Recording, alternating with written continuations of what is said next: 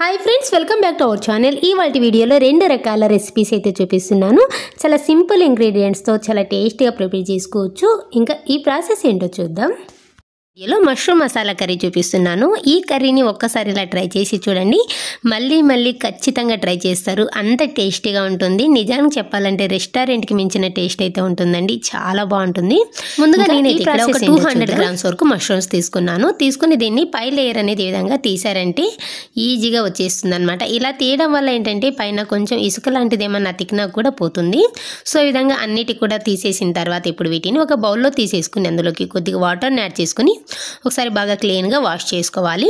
ఇలా వాష్ చేసేసుకున్న తర్వాత ఒక ప్లేట్లో తీసుకుని వీటిని ఈ విధంగా స్లైసెస్గా కట్ చేసుకోవాలి. ఒక్కొక్క దాంట్లో ఒక 4-5 పీసులు వచ్చే విధంగా కట్ చేసుకోండి. ఏంటంటే కర్రీ క్వాంటిటీ అనేది ఎక్కువ అనిపిస్తుంది అనమాట.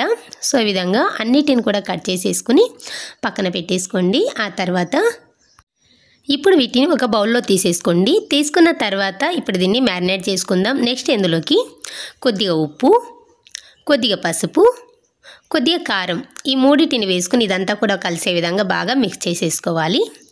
ఇలా మిక్స్ చేసేసుకుని ఒక 10 నిమిషాల పాటు మ్యారినేట్ చేసుకోండి. ఉప్పు కారం అనేది చాలా చక్కగా పడుతుందన్నమాట. ఇది మ్యారినేట్ అయ్యేలోపు మసాలాను ప్రిపేర్ చేసుకుందాం.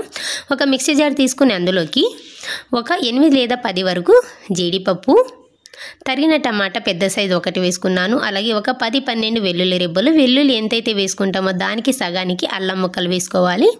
అప్పుడే మసాలా టేస్ట్ అనేది బాగుంటుంది.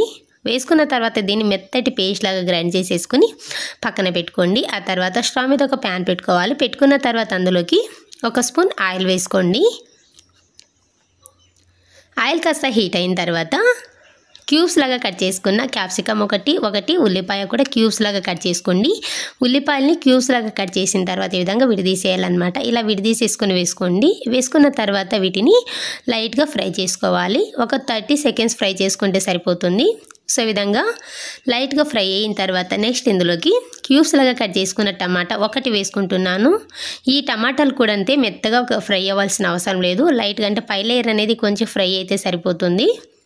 సో ఈ విధంగా దూరగా ఫ్రై అయిన తర్వాత ఇప్పుడు వీటిని తీసుకుని ఒక ప్లేట్లో పక్కన పెట్టేసుకోండి. నెక్స్ట్ అదే ప్యాన్లోకి 1 స్పూన్ ఆయిల్ వేసుకోవాలి. ఆయిల్ కాస్త హీట్ అయిన తర్వాత మ్యారినేట్ చేసుకున్న మష్రూమ్ వేసేసుకొని మంటను మీడియం ఫ్లేమ్లో పెట్టుకుని ఇది కొంచెం పచ్చివాసన పోయేంత వరకు ఫ్రై చేసుకోవాలి. ఇలా ఫ్రై చేస్తుంటే ఏంటంటే ఇందులో నుంచి పచ్చివాసన అంతా పోయి వాటర్ అనేది రిలీజ్ అవుతుందన్నమాట. సో ఈ విధంగా వన్స్ వాటర్ అనేది రిలీజ్ అయిన తర్వాత ఇప్పుడు వీటిని అదే బౌల్లో తీసుకొని పక్కన పెట్టేసుకోండి. ఆ తర్వాత నెక్స్ట్ అదే ప్యాన్లోకి ఒక 2 స్పూన్ల వరకు ఆయిల్ వేసుకోవాలి. ఆయిల్ కాస్త హీట్ అయిన తర్వాత 4 లవంగాలు, 1 ఇంచు దాకా చెక్క, ఒక 2 యాలకులు, అలాగే ఇందులోని కొద్దిగా బిర్యానీ ఆకు, ఒక 1/2 స్పూన్ జీలకర్ర వేసుకున్న తర్వాత ఇదంతా కూడా ఒకసారి ఫ్రై చేసుకోవాలి. ఇది వేగిన తర్వాత నెక్స్ట్ ఇందులోకి సన్నగా తరిగిన ఉల్లిపాయ ఒకటి వేసుకుంటున్నాను. సన్నగా తరిగి వేసుకోండి, గ్రేవీ అనేది చిక్కగా వస్తుంది. వేసుకున్న తర్వాత ఉల్లిపాయలు త్వరగా ఫ్రై అవ్వడానికి కొద్దిగా ఉప్పు వేసుకొని ఈ ఉల్లిపాయలు లైట్గా కలర్ చేంజ్ అయ్యేంత వరకు ఫ్రై చేసుకోవాలి. సో ఈ విధంగా ఉల్లిపాయలు దూరగా ఫ్రై అయిన తర్వాత అంటే లైట్ గోల్డెన్ కలర్లోకి రావాలన్నమాట. నెక్స్ట్ ఇందులోకి 1/2 టీ స్పూన్ పసుపు, 1 స్పూన్ కారం, 1 స్పూన్ ధనియాల పొడి వేసుకోండి. ఇలా ఆయిల్లో కారం వేసుకొని ఫ్రై చేసుకోవడం వల్ల కర్రీ అనేది మంచి కలర్లోకి వస్తుందన్నమాట. వేసుకొని ఇదంతా కూడా ఒకసారి బాగా మిక్స్ చేసుకోవాలి. ఇలా మిక్స్ చేసేసుకున్న తర్వాత ఇప్పుడు గ్రైండ్ చేసుకున్న మసాలా పేస్ట్ని వేసుకోవాలి.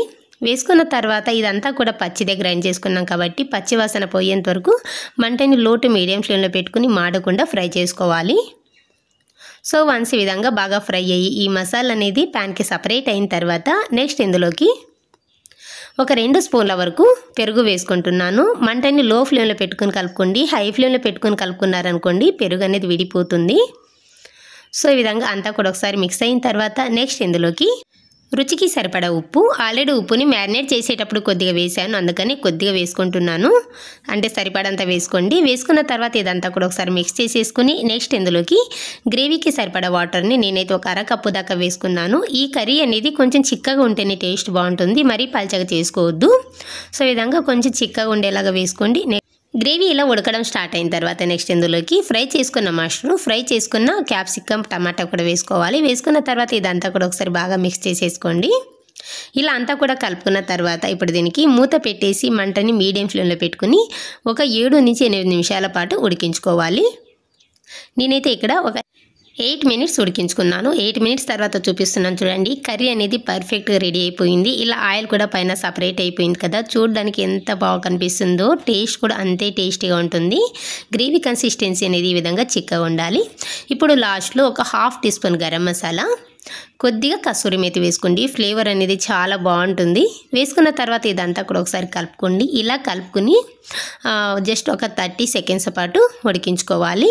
సో ఈ విధంగా ఒక 30 సెకండ్స్ తర్వాత పక్కకు తీసేసుకుని ఇప్పుడు దీన్ని చపాతీ, రోటీ, పూరి, రైస్ దేనికి తీసుకున్నా కూడా చాలా చాలా టేస్టీగా ఉంటుంది. ఒకసారి ఇలా ట్రై చేశారంటే పదే ఇలాగే చేసుకుని తింటారు. అంత టేస్టీగా అయితే ఉంటుంది. మేమైతే ఇక్కడ దీనికి గీ రైస్ చేసుకున్నాం. చాలా సింపుల్ ఇంగ్రీడియంట్స్తో ఇలా ఎగ్ కర్రీ చేసి చూడండి, చాలా టేస్టీగా ఉంటుంది. ఇందులో కొద్దిగా ఎల్లో అనేది మిక్స్ అయ్యి వస్తుందన్నమాట. చపాతీలోకైనా లేదా పూరీలోకైనా సూపర్ టేస్టీగా అయితే ఉంటుంది. ఏంటో చూద్దాం. దీనికోసం ముందుగా మసాలాని అయితే ప్రిపేర్ చేసుకోవాలి. ఒక మిక్సీ జార్ తీసుకుని అందులోకి ఒక 2 స్పూన్ల వరకు కొబ్బరి వేసుకుంటున్నాను. ఎండు కొబ్బరి ముక్కలు వేసుకోండి. ఆ తర్వాత ఇందులోకి ఒక 10 వెల్లుల్లి రిబ్బలు.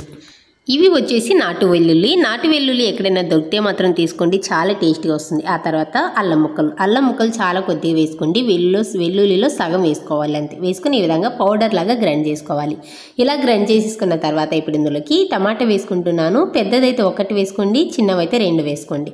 వేసేసుకున్న తర్వాత ఈ విధంగా కోర్స్గా గ్రైండ్ చేసేసుకుని పక్కన పెట్టేసుకోండి. ఆ తర్వాత ఇప్పుడు స్టవ్ మీద ప్యాన్ పెట్టుకుని అందులోకి ఆయిల్ వేసుకోవాలి. 1.5 స్పూన్ వరకు ఆయిల్ వేసుకుంటున్నాను. ఈ మధ్యలో ఆయిల్ అయితే చాలా వరకు తగ్గిస్తున్నాను. చాలా తక్కువ ఆయిల్ వేసుకున్నా కూడా చాలా టేస్టీగా అయితే ప్రిపేర్ చేసుకోవచ్చు. ఆయిల్ కాస్త హీట్ అయ్యాక తరిగిన ఉల్లిపాయలు ఒక 2, కొద్దిగా కరివేపాకు వేసుకుని వేయించుకోవాలి.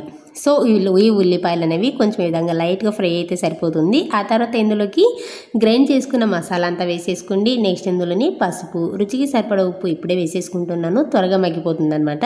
వేసేసుకుని ఇదంతా కలిసే విధంగా బాగా మిక్స్ చేసేసుకోవాలి.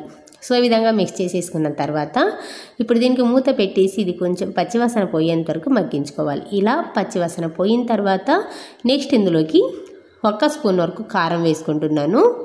కారం కొంచెం ఎక్కువ తినే వాళ్ళైతే ఇంకా కొద్దిగా వేసుకోవచ్చు. ఒక 1/2 స్పూన్ ధనియాల పొడి, 1/4 టీ స్పూన్ మిరియాల పొడి, ఒక 1/4 టీ స్పూన్ జీలకర్ర పొడి వేసుకోండి. వేసేసుకున్న తర్వాత ఇదంతా కలిసే విధంగా ఒకసారి బాగా మిక్స్ చేసుకోండి. ఇలా మిక్స్ చేసేసుకున్న తర్వాత ఇప్పుడు ఇందులోకి గ్రేవీకి సరిపడా వాటర్ని వేసుకుంటున్నాను. ఒక 1/2 గ్లాస్ వేసుకుంటే సరిపోతుంది.